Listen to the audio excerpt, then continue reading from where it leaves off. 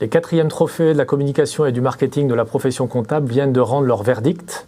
Avec nous, grand témoin de cette soirée, Philippe Bloch, auteur de Service compris 2.0. Philippe Bloch, bonjour. Bonjour Laurent.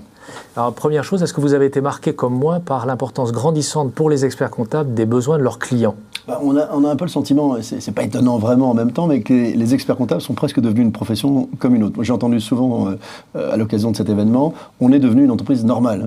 Normale, ça veut dire quoi ? Ça veut dire soumise au vent contraire, ça veut dire soumise aux nouvelles réglementations, comme l'interprofessionnalité, comme une exigence croissante de clients qui sont devenus de vrais clients. C'est à l'entrepreneur que je suis, moi aussi, quand je suis client de mon expert comptable, on n'a pas du tout aujourd'hui les mêmes réflexes en tant que client qu'on avait avant, donc ça modifie beaucoup la donne pour les experts comptables.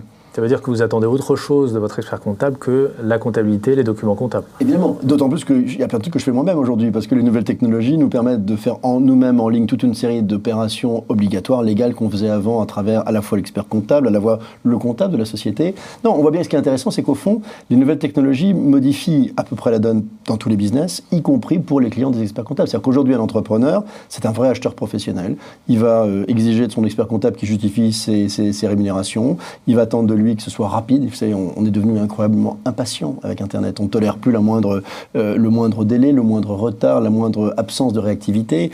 On négocie ses honoraires. On est convaincu qu'on peut tout avoir moins cher. On n'a jamais été aussi informé, aussi compétent. Tout est modifié. Alors justement, dans votre ouvrage, qui est sous-titré « 360 idées pour améliorer la qualité de service à l'heure d'Internet », est-ce que vous pouvez nous donner certaines recettes, quelques-unes au moins ? Les recettes, c'est compliqué. Moi, je crois qu'il y a toute une série. D'abord, vous savez, je m'aperçois que plus on veut... Enfin, je ne sais même pas comment répondre tellement c'est vaste. Je vous dirais un truc bizarre, c'est qu'au fond, plus on a de la technologie, plus la différence va se faire bizarrement par l'humain, par le souci du détail, par le respect d'un certain nombre de règles de base qu'on a tendance à oublier en pensant qu'elles ne sont pas importantes. Moi, je dirais qu'en termes de quelques recettes, il y a un certain nombre de choses qui sont intemporelles en matière de service. La première d'entre elles, c'est de se dire que la vraie satisfaction d'un client, c'est quelqu'un dont on a satisfait les attentes au-delà de ce qu'il espérait de vous. Il y a une phrase américaine qui dit « under promise, over deliver ». En gros, il vaut mieux en faire un peu plus que ce que les gens attendent. C'est le meilleur moyen de garantir leur fidélité. C'est une première chose. Ensuite, je crois qu'on ne peut pas être bon en tout.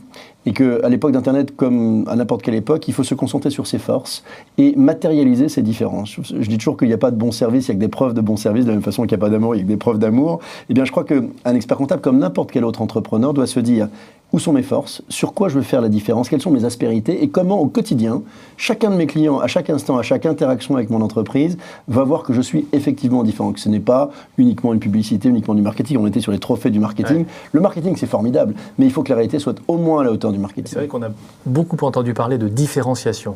C'est le mot-clé de toutes les entreprises, ce qui est d'ailleurs terrible, parce qu'aujourd'hui, où qu'on aille, on entend des entreprises qui disent quoi ? On est devenu client-centrique. Bon, je veux bien, enfin elles le disent toutes, en fait on met le client au cœur du système. Tout le monde dit on veut devenir la marque relationnelle de notre business. Tout le monde dit on veut être incomparable. C'est génial. Et certains y arrivent. Le vrai problème, c'est qu'à mesure que tout le monde progresse, il faut continuer à faire la différence avec ses petits copains. Donc quelque part, le monde se professionnalise. Mais j'ai envie de dire malgré tout que, et c'est plutôt rassurant, je vais vous dire un truc, c'est que l'homme fait fondamentalement toujours la différence. Et qu'à la fin, le vrai conseil que j'ai envie de donner à quiconque s'intéresse à ce sujet, c'est qu'on fait la différence par le management. Vous savez, il y a très longtemps que j'ai compris, à travers notamment mes expériences d'entrepreneur, que nos collaborateurs ne se comportent pas avec leurs clients de la façon dont on leur demande, mais de la même façon qu'on se comporte avec eux. Et je crois qu'on commence à dire, vous connaissez sans doute le livre « Employees First, Customers Second », les salariés d'abord, les clients ensuite. On commence à dire que le secret d'un service client réussi, c'est celui qui commence par s'occuper de ses collaborateurs.